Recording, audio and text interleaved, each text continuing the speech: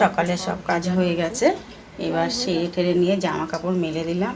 আর দেখো গাছেতে যেহেতু বৃষ্টি পড়েছে সেহেতু গাছগুলো দেখো কেমন লগবগিয়ে উঠেছে। কাঠচাপা গাছটাতে ফুল আসেনি কিন্তু সুন্দর পাতা গজিয়েছে। টুকটাক করে যা ফুল ফোটে আমার রেগুলার পুজো হয়ে যায়। সাদা ফুলের কড়িটা কত সুন্দর হয়েছে, কালকে সব ফুটবে।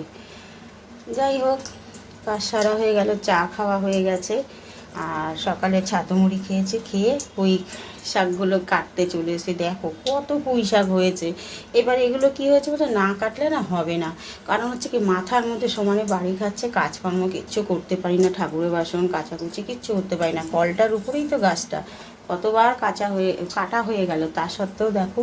যাই হোক, গাছের সবজি যখন ইচ্ছে হচ্ছে কাটছি, খাচ্ছি, ভালোই লাগছে। আজকে পুঁই শাকের তরকারি করবো, কাঁঠালের দানা দিয়ে কুমড়ো, বেগুন, পটল, তারপরে ঝিঙে এইসব দিয়ে করবো। দেখো হয়ে গেছে কাটা, কতগুলো পুঁই শাক কেটেছি। যাক গিয়ে কাটা কমপ্লিট, এখন রান্না করি। এবার চলে আসলাম, আবার রান্নাবান্না সব হয়ে গেছে। গা ধুয়েছি, মানে নাইটিটা ছেড়েছি, ছেড়ে গাটা ধুয়ে এঁঠো কাটা সব পরিষ্কার করে হয়ে গেছে। এমনকি দুপুরে খাওয়াও হয়ে গেছে। আর যেহেতু একটা জায়গায় বেরোবো তো সেই জন্য সব কিছু সেরে নিয়েছি। সেরে ঠেরে নিয়ে একদম আবার তোমাদের সামনে চলে আসলাম। তা যাই হোক, ব্লগটা তো শুরু হয়েই গেছে। তোমাদের সমরিতা দি সংসার থেকে সবাইকে স্বাগত। তোমরা ভালো থাকো, সুস্থ থাকো, আর আমার পাশে থাকো, আর ব্লগটা ফলো করতে থাকো, ঠিক আছে? আর একটু পরে আবার আর এক জায়গায় যাবো, সেটাও তোমরা দেখতে পাবে।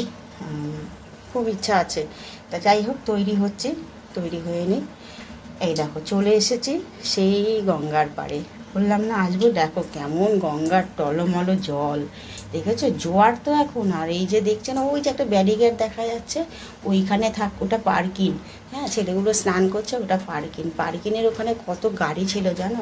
এইবার এই বান আসাতে কি হয়েছে, চার চাকা গাড়ি আর 3টে মোটর সাইকেল, তার মধ্যে একটা 4 চাকা গাড়ি পেয়েছে, আর 3টে মোটর সাইকেল আর 4 চাকা গাড়ি চলে গেছে। আর এই দেখো না, টোটোটা দাঁড়িয়ে আছে, ওই টোটোটাও ভেসে চলে গেছিলো। এখন ওই বেঁধে রেখেছে চেন দিয়ে।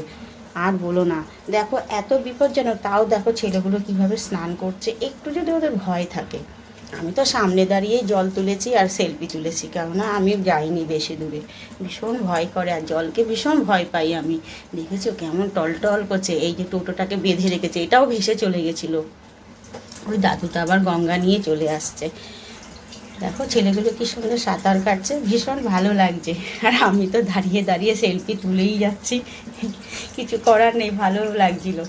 যাই হোক, চলে আসলাম আবার বাড়িতে সন্ধ্যে হয়ে গেছে, সন্ধ্যে পুজো সেরে নিলাম, নিয়ে এবার বাড়িতে সামনে বিয়ে, যেহেতু রবিবার দিন বিয়ে, সেহেতু 3 দিন ধরে, শুক্রবার শনিবার 3 দিন ধরে লাইটিং চলছে।